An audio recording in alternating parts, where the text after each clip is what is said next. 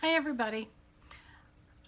Nice to be back. I thought that maybe today I would address a few things that people have been asking me because everybody has curiosity about really the journey that I'm going through dialysis and kidney failure and what kind of goes along with that. So, one of the questions that I have been asked, oh, by the way, I think I should probably state who I am. I'm Elaine Reed Cole, and I am also a psychic and a medium and an empath and a healer and, a multitude of a few other things. And I am also a person who is now on dialysis. So, one of the main things that I am asked is, what can I see?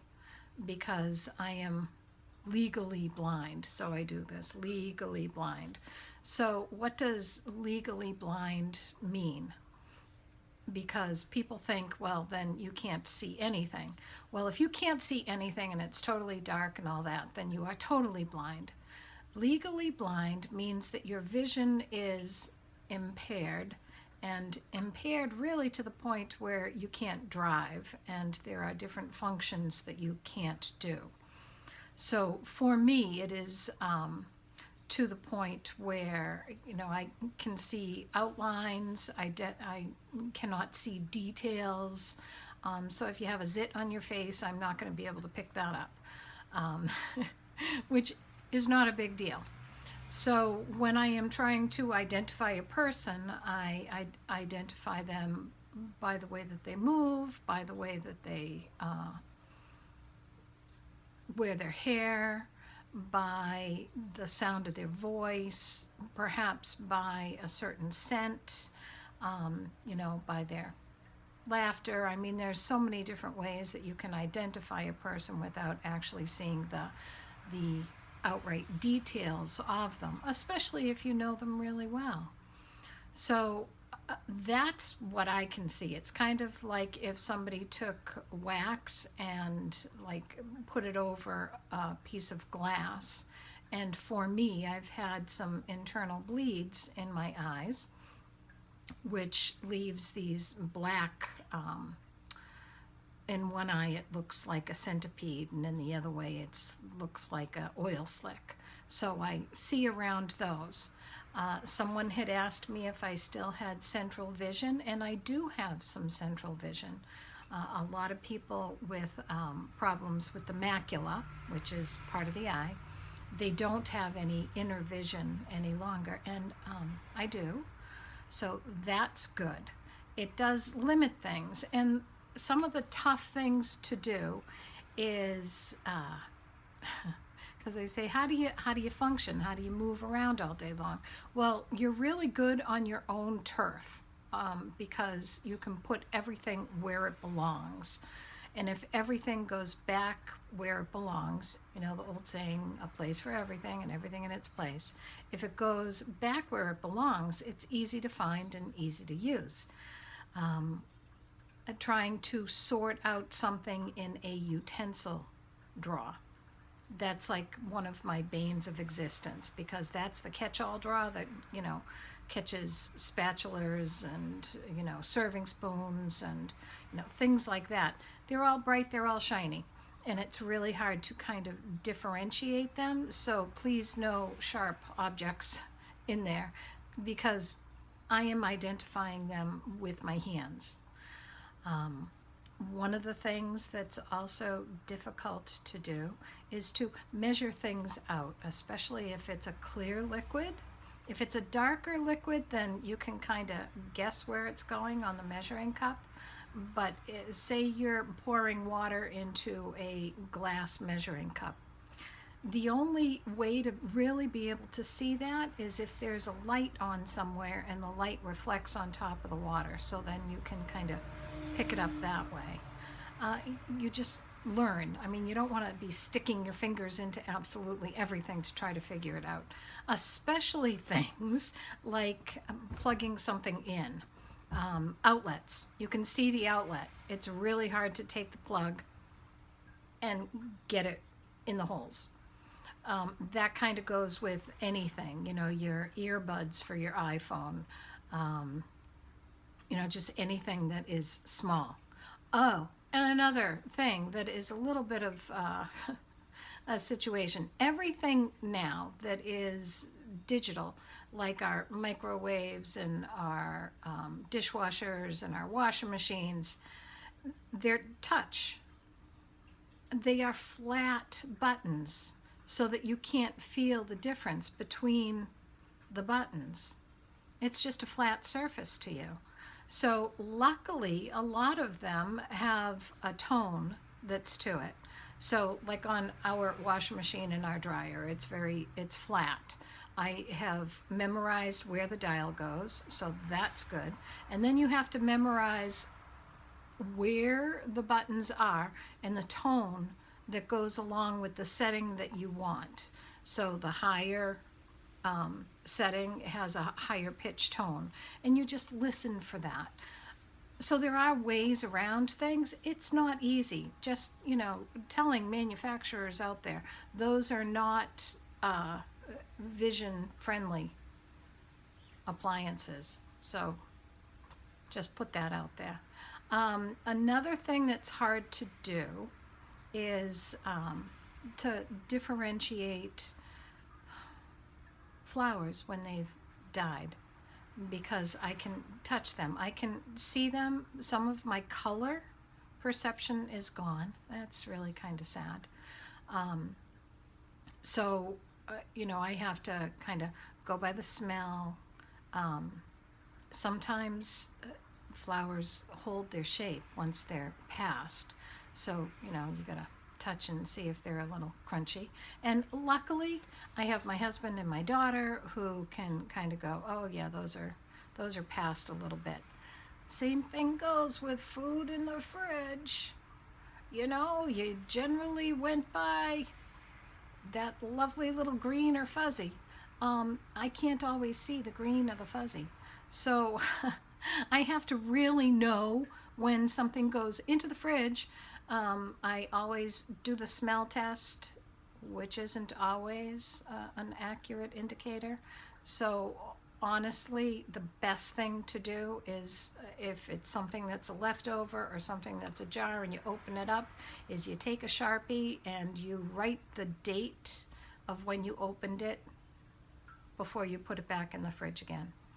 And then that way you have something to go by. For me, I have magnifying glasses all over the house so that I can pick them up and see. Now, that doesn't mean that I can always see everything. Little tiny instructions on stuff I can't see. I have to have somebody read it to me and then memorize it. I'm doing a lot of memorizing, which actually is good for the brain cells. So, okay, we can get by with that. So, legally blind means that you have some vision, it's just that it is impaired, and to what degree is individualized by each person. I still hold out hope that once I've really settled into dialysis and my body is getting stronger all the time, that I can reapproach and see if there's something else that I can do for my eyesight. For me, and I want this to be for everybody, I hold hope. Always hope. I never let hope go anywhere. I keep it. Hope means, and this is my coining the phrase, having optimism placed everywhere. And that's really how I live. Having optimism placed everywhere. I will always look at the glass half full. I will always, look for the silver lining. I always leave room for miracles. Always. So that being said, people have also asked me, when do you think you'll be better? Good luck in your healing process. And they kind of approach that question thinking that there is an end in sight to what I'm going through. However, they have labeled me with end stage, and here I am with quotes again, end stage renal failure, which, um, according to their definition, means that your kidneys cannot regenerate. Sometimes people go into kidney failure, and through dialysis and other measures, they can actually rejuvenate their kidneys again so that the kidneys start working again. When you go into end stage renal failure or kidney failure, that they say that option is gone. So again, I always leave room for miracles, always, always. However, for me right now, my kidneys are the dialysis machine. It's a big machine, big buddy that stands about 5 feet tall, 4 or 5 feet tall. It's a big thing, and you know what? It does the job that my poor little kidneys inside my body no longer do. So, as far as the healing goes, healing comes in many, many different forms. My body is appreciating the cleaning of the blood and, the excess fluid that I used to have on. I really don't have excess fluid, which is something that happens to kidney patients, is that they bloat up. They have to watch how much they drink and all that. I'm really pretty good about that. I really don't carry extra fluid. At one point I did. That's really not happening so much. So, I've got that healing part going on. I can walk now. I can talk now. There's an awful lot of things that are just getting better, healing physically. Because what I went through took its toll. So now, you're starting from where you're at. You're starting all over again, and that's good. But the healing that comes, that is probably most beneficial, is the emotional and spiritual healing, which I know if anybody out there has gone through cancer treatments and or is currently going through chemotherapy, radiation, whatever, or have survived that, or survived transplant operations or anything like that, that the inner strength that you gain is really something. That's the healing part. There's a great, I don't know, area of gratitude, which I brought up in the last video, and that is paramount probably in my days, is just grateful for everything. Grateful to be able to get up, go out front onto my steps and have a cup of coffee. That's like really beautiful. In a little over a week, I will be getting the catheter out of my neck. Yay. And then I will actually be able to take a normal shower.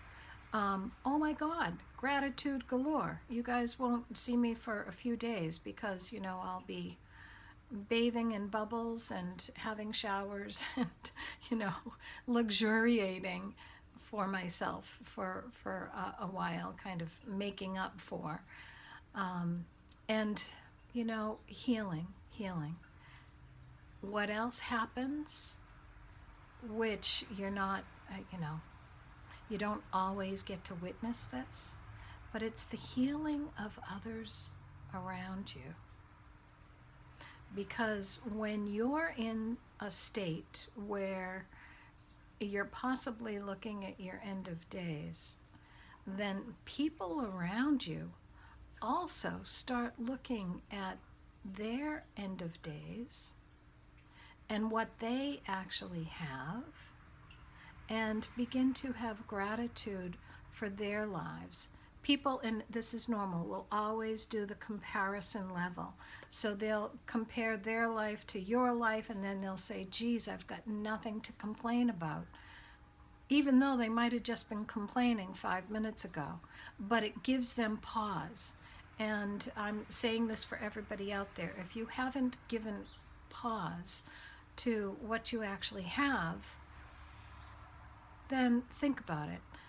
It's like that song, you don't know what you've got till it's gone. So, yeah, you don't know what you've got till it's gone. And then you make do with new things. Now, something else that someone else asked is, when did I know that I was an empath? Because I brought that up in the last video. Well, I certainly didn't know what it was called. I was always sensitive and saw things and realized things when I was a child, and that's been throughout my whole life. So I didn't know that it was called an empath till, later in life, early adulthood. And then I heard it called an empath. So, I guess always, I think a lot of us are. Kids are very sensitive. All kids are sensitive. All of them. They outgrow that at a certain point in life if it is not catered to. So, mine wasn't necessarily catered to, but luckily it came back around, and that's good. Now, speaking of that, I want to let people know that I have not stopped working. There are things that I cannot do, so I no longer run the shop as it was. That is pretty much closed. If somebody comes here as a client, they can certainly look at what I have left, and if they want to buy something, they can. I am currently not painting for obvious reasons. However, someday I may pick it back up, and I may become an amazing impressionist painter, because that's what I can see. Also, I do not teach yoga because honestly, it's not fair to students for me to not be able to teach a full class. I could speak through it, but there are so many other yoga studios that are just around here that they can do that. And honestly, for a while, I could not walk across a room. So, yoga teacher is out for now, and maybe I won't pick it up. What the universe has done, what God has done, is directed me into what is my natural source, which is being an oracle, being a medium, being an angel therapist, conversing, consulting. That is the true passion. That is what I live, eat, and breathe. And I never stopped doing that. So I am seeing clients with that. And honestly, they just come around, they, meaning they just come around anyhow, and they talk. It's really pretty interesting. Even the people in at dialysis, have spirit on the other side, and they come through for them. It doesn't matter where you are. Somebody will generally always want to come through, say something, and it's up to me to put myself out there and deliver something in a healing manner. So just to let people know, I'm not laid up in a bed at this point. One point I was. At this point, I'm not. So just to let you know, Elaine hasn't disappeared in that way. And the clients that I have had throughout this part of the journey have been very grateful and thankful, and honestly, I think maybe it brings me a little bit closer to their loved ones in their situations that are in the ethers.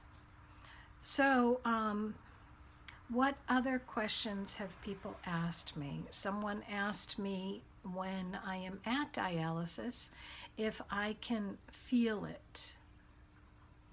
So that was a little bit like to answer, because, and I will show you on a little other video that I made at dialysis, that there is needle in and needle out. Yes, they're not using the catheter anymore, which is why it can be removed in a little over a week, and they are putting needles in my arms, which hurt like the dickens when they go in. Just thought I'd mention that. So there is a needle that goes in. It's for the arterial flow. And then there is a needle that goes in for the venous flow. So one has the blood in it. It pulls it out through that hose. It goes to the pump that's on the dialysis machine. And then the dialysis machine does its job of acting like your kidney and cleansing that blood. And then it comes back around through the venous hose and goes back in through the other needle. So can you feel that going? No. However, I am very aware of it going. So it doesn't hurt. You start to get cold. So almost everybody in the dialysis place will have a blanket, and there's heaters on the chairs and stuff. And I think that's probably because it's taking your warm blood out, and then it takes this lovely journey through the machine and then comes back in. So it's not quite as warm when it comes back in. And I think that that's a little bit of that chill. Also, the sound of the machine, it's a whir and a pump and a swish. And so can you feel that? No, but it's acting like part of your body at that moment for someone who is very sensitive. I'm aware of that. So feeling it is not necessarily a thing. Awareness of it is certainly a thing. And as time goes on, I may be looking at my options as far as that process of dialysis goes too. And because there are other options, there's a way to be able to do it at home, but it's quite involved. There's one that you put a port into your abdomen, and I'm not going to do that. That's a permanent thing, kind of like this catheter has been in my neck, and it's in your belly, and you hook up to a machine every night. I'm not going to do that. For one thing, I don't want something hanging out of my body like that. And for two, I have 3 cats who love to snuggle, and I like to snuggle with them. And you have to have a totally sterile environment for that. And, my cats mean too much to me. So imagine if you people out there are fur baby parents, you know what I mean, because how could you not give lovin's to your pets? So I wouldn't do that. But there is an option to get that dialysis machine that I'm using now in a smaller version, and you can do it in home for, it's like 2.5 hours rather than 3.5 hours or 4 hours, whichever you have to do in the dialysis place, but it's like 2.5 hours every evening or every morning, whenever you want to. That might be something that at some point I will take a look at. Depends on if my husband Gary and if my daughter Rain can handle inserting the needles into my arm. It is not an easy thing. And it has to go into the vein that has been pumped up with the arterial flow. So, it can't be hit or miss. It has to be spot on for that. But we'll see, each thing as it comes. Now, somebody else said, and I have been asked quite a bit, am I on the transplant list? As soon as you go on to dialysis, you are eligible for, getting onto that transplant list. I've had one conversation with the transplant team. There are hoops that you have to jump through to qualify for being on the transplant list. What people are unaware of is that the organ that you get has a shelf life. It has an expiration date, and depending upon how strong it is and how good it is, really kind of depends upon how long it will last within your body. So it's not like you just go out and you get a transplant, a kidney transplant, and then you're good for forever. The life expectancy of it is an average of 10 years, which is what one of the surgeons told me. And I said, well, what happens then? In 10 years, I'll be 70 years old. So, do I just say, okay, now I'm dead? And he said, no, you can get back onto the list again. And, you wait and see again to get a donor.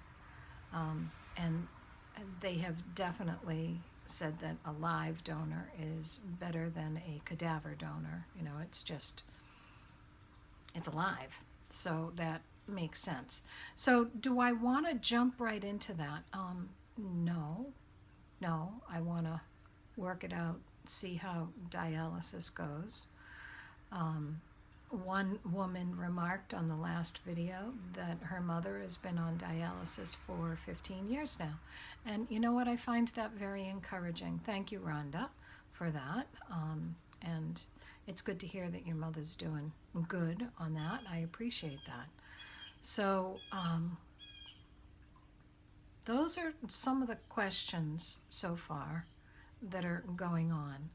And you know what? I will keep you abreast of the situation. I do want to say that there are people out there that I have heard from them that they too are going through something very traumatizing, going through chemo and radiation, which seems to be the thing that is like the biggest of all that people are going through, chemo and radiation. And I really send my heart out there to you all and pray for you all. And you know what? I will just deliver this to you again. Just have hope. Hope. Having optimism placed everywhere. And then know that, again, I'll say it again, we're all going to die someday. That's just a fact. So it doesn't have to be a sad thing. It's sad if you're in pain. It's sad if you have unfinished business. So, it's really important to try to wrap things up when you're facing things like that. Use up your talent. Use it all. God gave you a whole lot, so use it. It'd be shame to come to heaven with leftovers. So I want to use them all. All right, so thank you, everybody. And again, I'm Elaine Reed Cole, and I look forward to hearing your comments and your suggestions and, your questions too, because I'll answer them as best as I can. All right? Take care, everyone. Bye.